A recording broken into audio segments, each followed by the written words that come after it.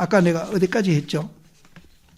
해능대사가 대범사 강당에서 높은 법좌에 올라서 마반야 바라밀이 마하는 크다는 뜻이고 반야는 중도에서 나오는 지혜를 반야라고 그럽니다.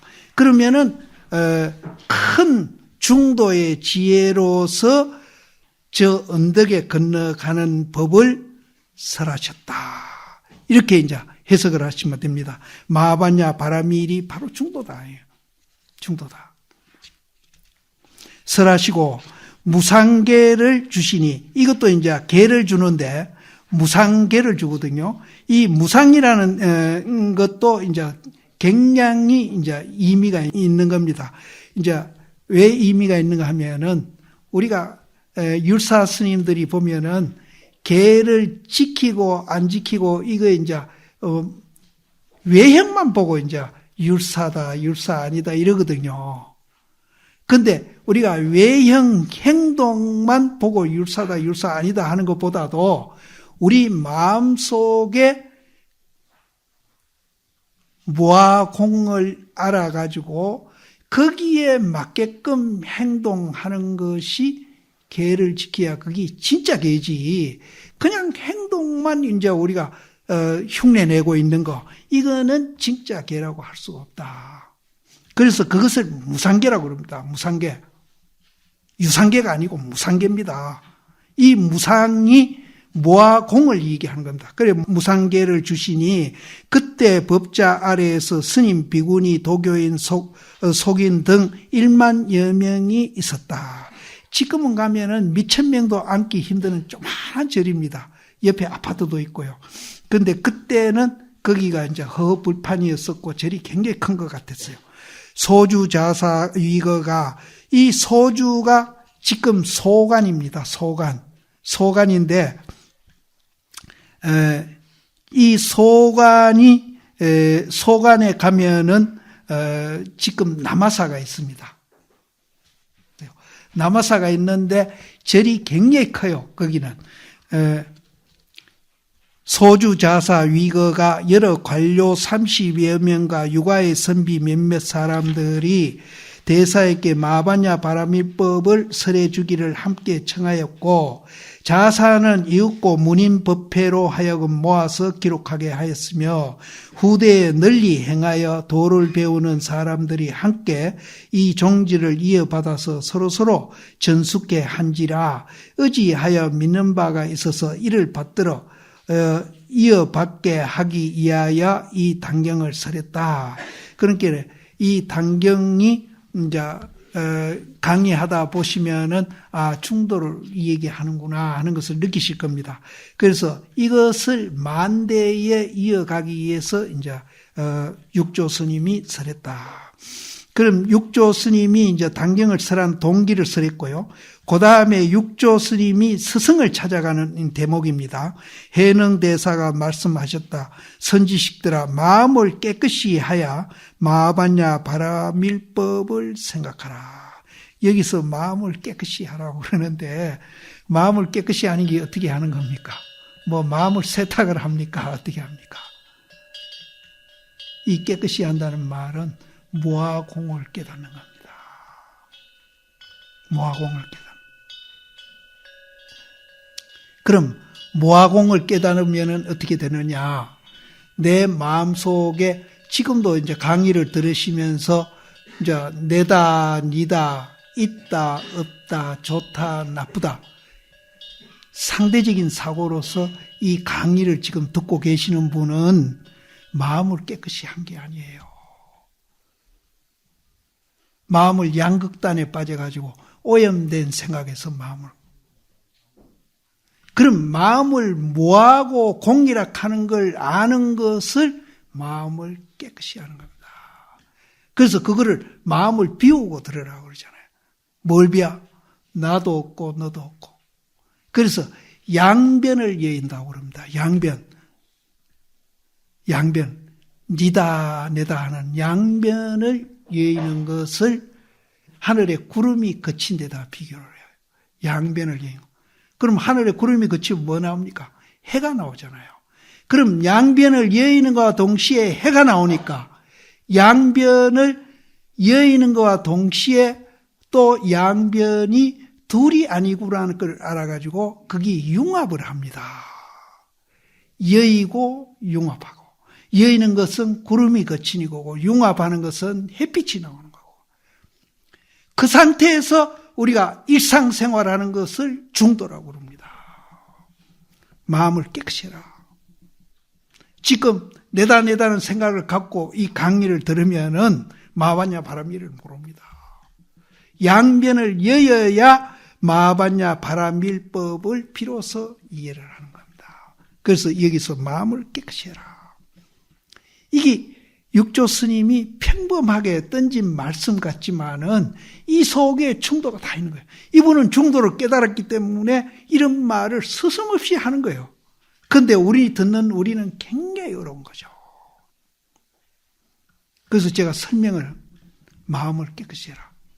그러면 이제 상대적인 사고가 없어지면서 절대적인 사고로 바뀌는 것을 상대적인 사고를 한 사람은 중세이고 절대적인 니다 내다가 없는 사고로 바뀐 것을 우리는 도인이라고 합니다. 그럼 상대적인 사고를 하는 한은 내라는 카테고리 속에서 사고할 수밖에 없어요. 그럼 내라는 카테고리 속에 들어가서 사고를 하니까 내한테 좋은 말 하면 기분 좋고 나한테 이익되면 기분 좋고 이익을 또 추구하고 적극적인 사람은 이렇게 한다는 거예요. 그래서 이 모아공을 우리가 알면은 이제 마음을 깨끗이 하는데 그런 사람은 상대적인 사고를 벗어나서 절대적인 사고를 하면서 내라는 카테고리도 깨어지면서 절대적인 사고에 무한한 사고를 한다는 거예요. 이게 도인이에요. 이게 중도입니다. 이게 중도입니다. 어떻게 하면 양변을 낼 수 있습니까? 모아공을 우리가 이해를 해야 된다. 아까 그래서 내가 8만 이 얘기 들었거든요. 그러니까 아까도 말씀드렸지만은 우리가 깨달으면은 인식 수준을 벗어나죠. 그러니까 못 깨닫더라도 이렇게 이해를 하고 공부를 하자는 겁니다. 대신 뜻이에요. 저 뜻이 아닙니다. 근데 한국 불교는 인식은 그거는 이제 도로 잘못되고 또 그거는 오히려 공부하는데 방해된다는 그런 얘기를 공공연하게 하고 있거든요. 대심은 안 그렇다니까. 대심은 안 그렇다니까. 그래서 그게 성품 보는 공부인데 상근기들은 대심 말씀입니다. 하근기들한테는 부처님이 양극 성품을 보는 공부를 하는데 양극단을 없애야 이제 해탈을 한다. 부처님은 하근기한테는 그렇게 얘기하고 그러니까 지금 스님 논리하고 요 앞에 말하고 조금 통하는 얘기입니다. 그래서 내가 이거를 예를 들어서 상근기한테는 없애야 해탈을 하는 게 아니고 있는 그대로 공으로 보면은 성품을 보면은 해탈을 한다라고 얘기해요. 그럼 없애가 해탈을 한다는 거하고 있는 그대로 성품을 보면은 해탈하는 거하고 달라요. 내용이. 그래서 없애서 해탈한다 하는 거는 굉장히 극단적이고 양변에 떨어진 사람들이에요. 그런데 성품을 보고 해탈한다는 사람은 양변에 떨어진 게 아니에요. 양변을 융합하는 말씀이에요. 이게 굉장히 중요한 겁니다. 하근기한테는 그렇게 한다는 거예요. 오히려 상근기한테는 성품을 보라.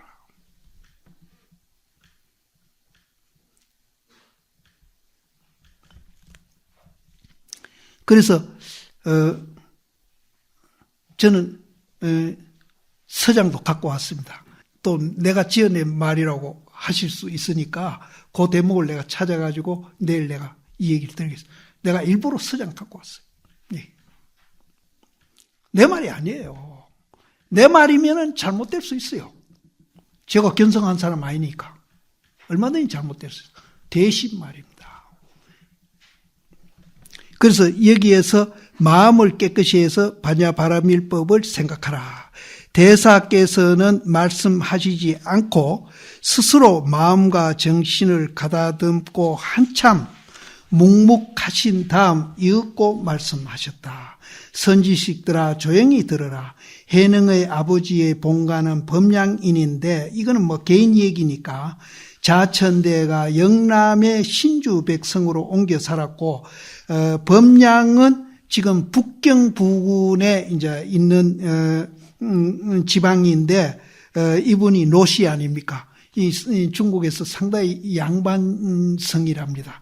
그래서 중국에서는 남쪽 사람들은 오랑캐라고 그래요. 북쪽 사람들을 이제 또 자기들은 이제 신분이 높은 출신들로 보고.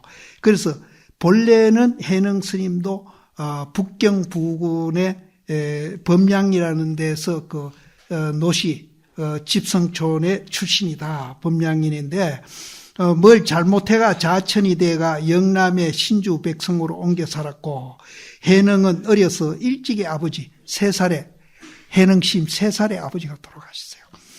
일찍이 있고 늙은 어머니와 외로운 아들은 남해로 옮겨와서 가난에 시달리면서 장터에서 뗄나무를 팔았더니라. 그래서 이분은 교육도 못 받고 그래서 그냥 농사나 짓고 뗄나무 팔아가지고 어머니 봉양하고 있었는데 이분이 효심이 굉장히 강한 분이었었는데 어머니를 떨치고 이제 출가할 때도 누구한테 돈을 얻어서 어머니가 이제 먹고 살게끔 어느 정도까지는 해놓고 출발을 했고 지금 광주 옆에 구군사 같은데 가보면은 해능 스님이 그 효를 이제 출가하니라고 효를 못했는 그 한인지는 몰라도 절 뒤에 그 묘는 중국 묘는 우리 묘하고 다른데 그 묘는 한국 묘하고 굉장히 닮았어요. 어머니 아버지 묘를 그 절 뒤에다가 모셔놨습니다. 뗄나무를 팔았더니라. 어느 날 한 손님이 뗄나무를 샀다. 해능을 데리고 관숙사에 이르러 손님은 나무를 가져갔고 해능은 값을 받고서 문을 나서려 하는데 문득 한 손님이 금강경 읽는 것을 보았다.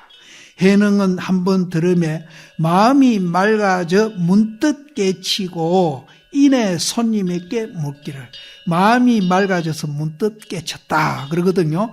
이거는 100% 깨친 거 아닙니다. 약간 지견이 난 거예요. 나중에 깨친 거는 대심이 방아를 찢고 오조심 방에 가서 금강경 설하는 것을 듣고 거기에서 100% 깨칩니다. 여기는 깨쳤다는 말은 100% 깨친 거예요. 그래서 마음이 밝아져 가지고 마음이 밝아진 것은 아까 내가 해가 난다고 그랬잖아요.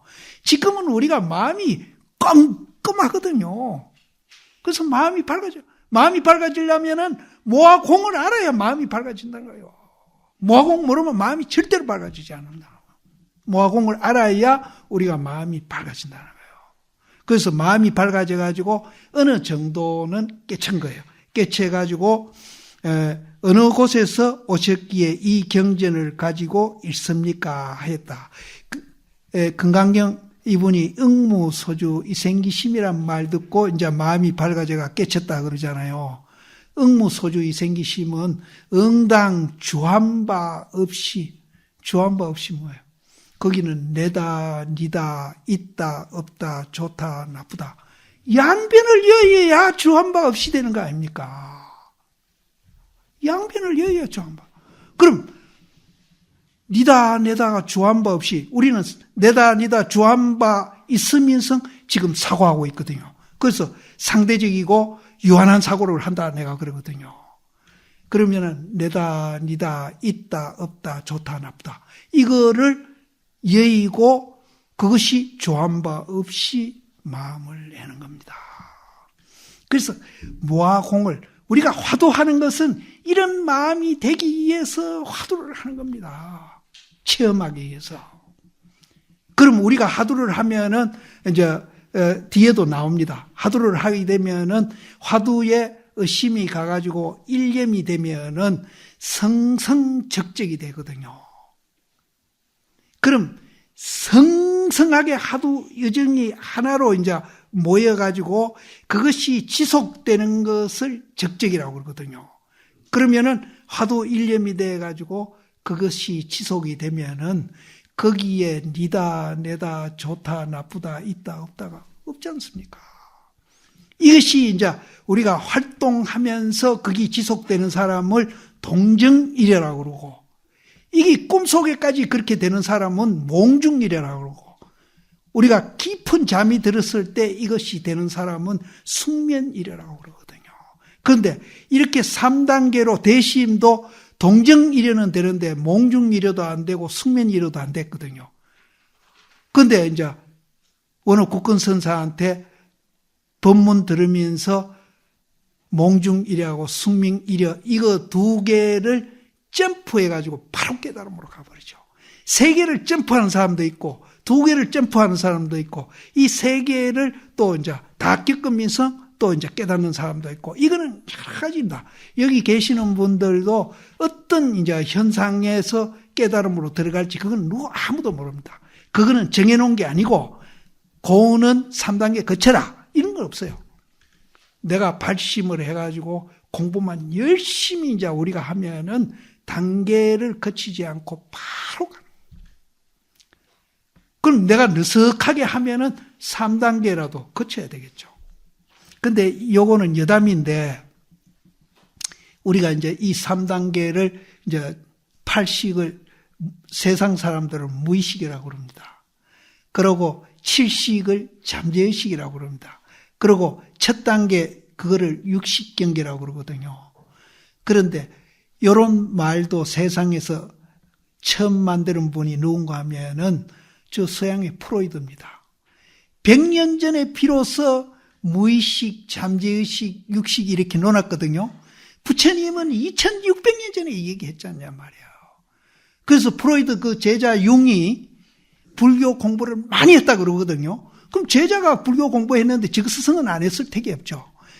프로이드가 무의식 이 얘기하고 잠재의식 이 얘기한 거는 불교의 영향을 받은 겁니다. 그래서 불교가 사실은 다양하게 서양 쪽에도 영향을 미쳤다고 봅니다. 그래서 우리가 불교 공부하는 데 대해서 굉장히 자부심을 가지셔야 됩니다. 이 그냥 시시한 학문도 아니고 시시한 종교도 아니라는 거죠. 저는 중놀이 하면서 부처님 말씀이 더 위대하다는 것을 점점 더 느낍니다, 저는. 그래서 이제 우리가 이제 화두 드는 것도 이제 상대적인 사고를 하나로 만들기 위해서 한다 하는 것을 강조하고 싶습니다. 그래서 어느 곳에 오셨기에 이 경전을 가지고 있습니까 하였다. 손님이 대답하기를 나는 기주 항매현 동빅무산에서 오조 홍인 화상에게 예배하였는데 지금 그곳에는 문인이 1000여 명이 넘습니다. 나는 그곳에서 오조 대사가 성녀와 속인들에게 다만 금강경 한 권만 지니고 읽으면 곧 자성을 보아 바로 부처를 이루게 된다고 권하는 것을 들었습니다. 이 기주 항매현 동빅무산 이거는 쌍봉산인데 서쪽은 사조 도신 스님이 살아가지고 사조 도신 스님 밑에서 오조 홍인이 공부를 해가 깨달아가지고 이제 서쪽에서 동쪽으로 이제 오신 거죠. 거기가 오조사고 그 서쪽에 있는 거는 지금 사조사라고 그럽니다. 거기도 저는 한 서너 번 갔습니다. 갔는데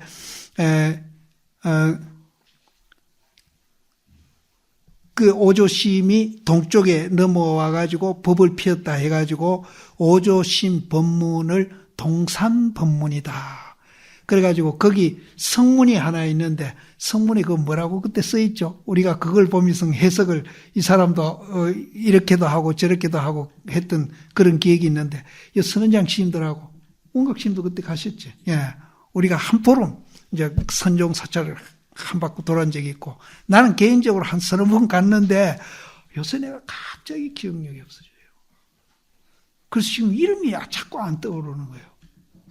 그래서 스님들도 기회 있으면은 사실은 뭐 내가 여행을 부추기는 건 아닌데 선종 사찰은 가보면은 공부에 도움이 됩니다. 실제 그 스님들이 살았던 체질을 느낄 수 있어요.